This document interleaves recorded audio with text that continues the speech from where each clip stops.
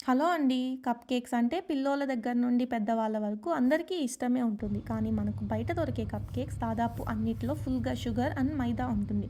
కాబట్టి మేము ఇవాళ మీకు ఓ tasty and healthy cup cake రెసిపీని చూపించబోతున్నాము.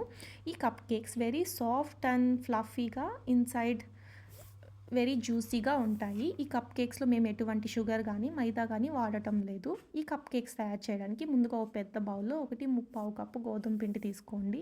ఇది సుమారు 156 గ్రాములు ఉంటుంది. తర్వాత ఇందులోనే 1 టీ స్పూన్ బేకింగ్ పౌడర్, అలాగే half teaspoon baking soda, half teaspoon salt వేసుకోండి. తర్వాత ఇందులోనే ఓ 1/4 టీ స్పూన్ వరకు దాల్చిన చెక్క పొడి వేసుకోండి. మీ దగ్గర దాల్చిన చెక్క పొడి లేదు అనుకుంటే స్కిప్ చేసుకోండి. తర్వాత బాగా దీన్ని కలుపుకోండి. ఇంకో బౌల్‌లో 2 పెద్ద కోడిగుడ్లని కొట్టి వేసుకొని బాగా కలుపుకోండి. ఇది ఎక్కువ విస్క్ చేయకండి. తర్వాత ఇందులోనే ఓ 240 ml వరకు గడ్డ పెరుగుని వేసుకోండి. మీకు అందుబాటులో ఉన్న ఏ పెరుగు అయినా పర్లేదు. లేదా స్పెసిఫిక్‌గా నేను వాడిందైతే గ్రీక్ యోగర్ట్ వాడాను. తర్వాత ఇందులోనే ఓ 1/4 కప్పు వరకు ఆలివ్ ఆయిల్ తీసుకోండి. ఇది సుమారు 80 ml వరకు ఉంటుంది. తర్వాత మీ దగ్గర మ్యాపిల్ సిరప్ ఉంటే మ్యాపిల్ సిరప్, లేదా హనీ ఉంటే హనీ ఓ 60 ml తీసుకోండి. తర్వాత ఇందులోనే 2 టీ స్పూన్స్ వరకు వెనిలా ఎక్స్ట్రాక్ట్ వాడండి. ఇది సుమారు 10 ml వరకు ఉంటుంది. అన్నీ వేసుకున్న తర్వాత బాగా కలుపుకోండి. ఇది ఎక్కువ విస్క్ చేయకూడదు. ఎందుకంటే ఎక్కువ విస్క్ చేస్తే ఎగ్ అనేది గట్టిగా అయిపోయి కేక్‌లో మాయిశ్చర్ అనేది లేకుండా పోతుంది. తర్వాత విస్క్ చేసుకున్న తర్వాత దీన్ని ముందుగా తీసుకున్న గోధుమ పిండిలో వేసి మెల్లగా ఫోల్డ్ చేసుకోండి. ఇలా నేను చూపించిన విధంగా మెల్లగా సైడ్స్‌లో నుంచి కలుపుకుంటూ రావాలి. ఇది ఎక్కువ ఫాస్ట్‌గా కలిపేసినా, ఎక్కువ సేపు కలిపినా మనకి బ్యాటర్ అనేది చాలా గట్టిగా అయిపోతుంది. జ్యూసీగా రాదు కప్ కేక్స్. తర్వాత ఇందులోనే 1 కప్పు బ్లూబెర్రీస్‌ని వేసుకున్నాను. మీ దగ్గర ఫ్రెష్ బ్లూబెర్రీస్ లేదు అనుకుంటే ఫ్రోజన్ బ్లూబెర్రీస్ అయినా వాడొచ్చు.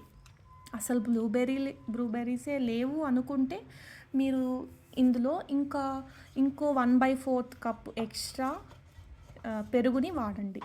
తర్వాత మీరు మామూలు మఫిన్ ప్యాన్‌కి బాగా బటర్ పూసి పక్కన పెట్టుకోండి. ఇందులోనే ముందుగా కలిపి పెట్టుకున్న బ్యాటర్‌ని హాఫ్ ఫిల్ అయ్యే వరకు వేసుకోండి.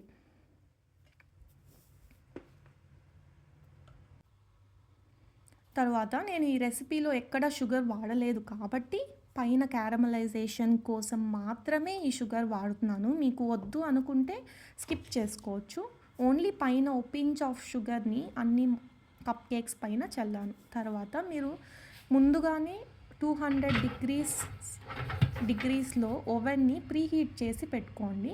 ప్రీహీట్ చేసి పెట్టుకున్న తర్వాత 200 డిగ్రీస్లో ఈ కప్ కేక్స్ని ఓ 5 మినిట్స్ పాటు అలాగే వదిలేసేయండి. 5 మినిట్స్ తర్వాత చూస్తే ఇది బాగా పొంగుతాయి.